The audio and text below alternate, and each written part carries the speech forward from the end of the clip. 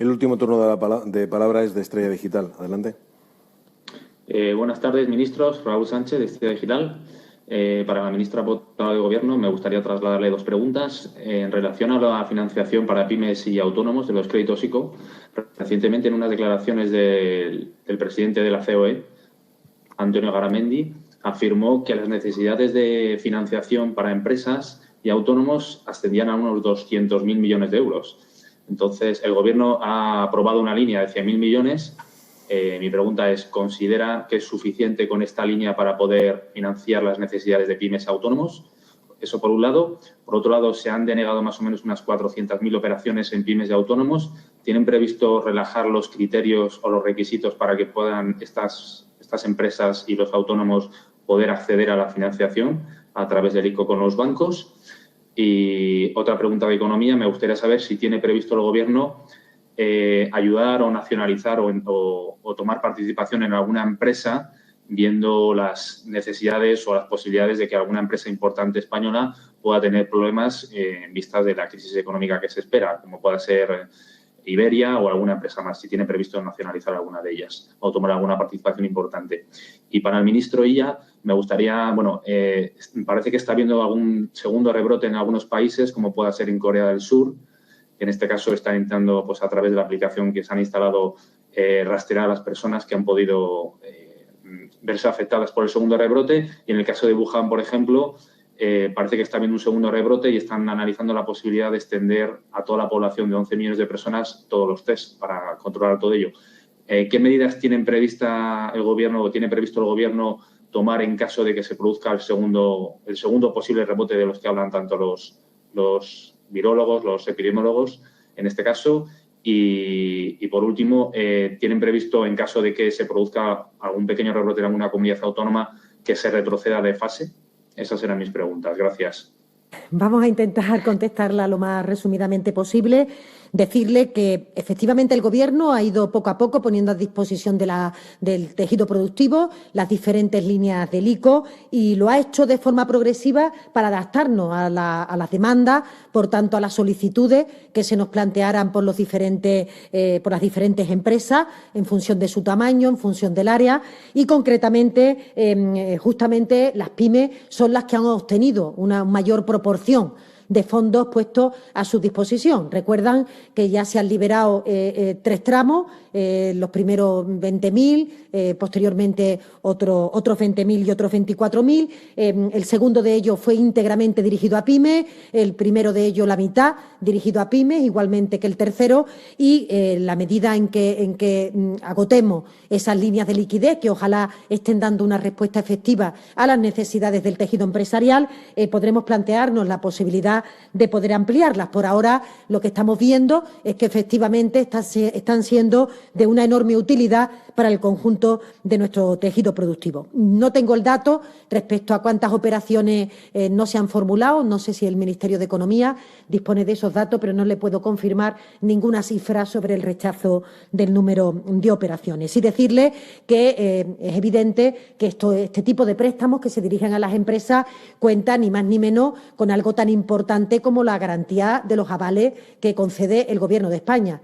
Y en el sentido de las pymes, hasta el 80% del préstamo está avalado por el Gobierno de España. Esto, sin duda, facilita enormemente, un antes y un después, la posibilidad de acceder a los créditos y de acceder a la liquidez, puesto que está detrás el Gobierno de España para respaldar frente al banco las operaciones que pudieran resultar fallidas o que de ahí no pudieran prosperar. Por tanto, creemos que reúnen las mejores condiciones.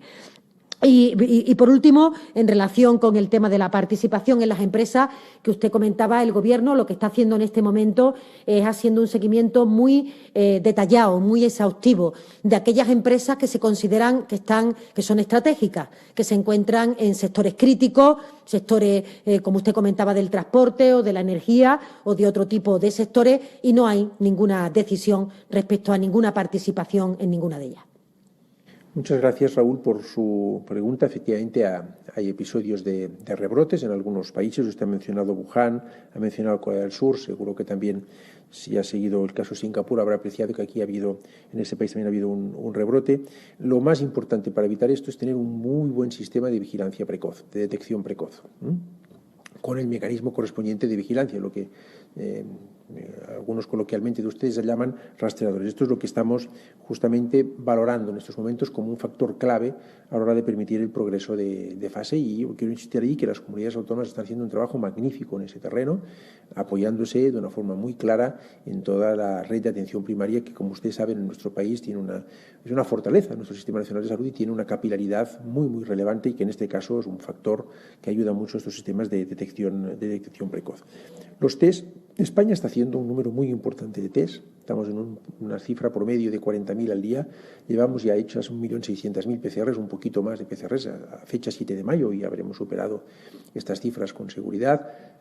Más de 800.000, un poquito más de 800.000 test de anticuerpos. Estamos en un nivel de testeo muy importante que vamos a seguir incrementando. Lo importante es seguir en materia de test de diagnóstico los criterios, la estrategia de diagnóstico que fue aprobada a finales de la semana pasada en el marco de la reunión interterritorial del Sistema Nacional de Salud. Es decir, los test se tienen que realizar a aquellas personas que presentan sintomatología grave o leve, o a aquellas personas que son contactos estrechos o forman parte de grupos de riesgo.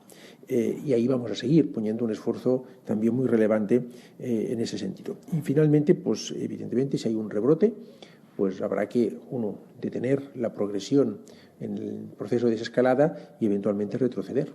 Claro que sí. No, si así lo aconseja la situación epidemiológica, habrá que hacer esto. La clave para no hacerlo es la responsabilidad individual. La clave, según nos dicen todos los expertos, para evitar esto, para evitar un rebrote, para evitar que haya que tomar medidas eventualmente de retroceso a etapas de confinamiento, es la responsabilidad individual. El que nos comportemos todos, como hemos venido haciendo por otra parte de una forma ejemplar hasta ahora, que nos comportemos siguiendo aquellas recomendaciones que nos dan los expertos sanitarios. El uso de la mascarilla cuando proceda, la distancia interpersonal, el lavado de manos, son acciones que parecen a veces muy banales, pero que son esenciales para evitar que pueda haber un rebrote. Y yo quiero aprovechar su pregunta, que me parece que ya es la última de este turno de intervenciones de los medios de comunicación, para agradecer en primer lugar a los españoles la ejemplaridad con la que han cumplido las medidas hasta ahora y animarles a que lo sigan haciendo. Y quizás más difícil todavía en esta etapa, porque es una etapa, en fin, en que muchos de nosotros ya disfrutamos de algunas medidas de alivio, empezamos a disfrutar de, en fin, recuperar progresivamente una nueva normalidad, y ahí es muy importante seguir teniendo presente que hay que actuar con mucha prudencia y siguiendo las recomendaciones sanitarias. Así es, y terminamos esta comparecencia como empezamos, dando las gracias a nuestras enfermeras y a nuestros enfermeros por su calidad profesional y por la calidez humana, ambas imprescindibles para nuestro acompañamiento y nuestra curación. Muchas gracias.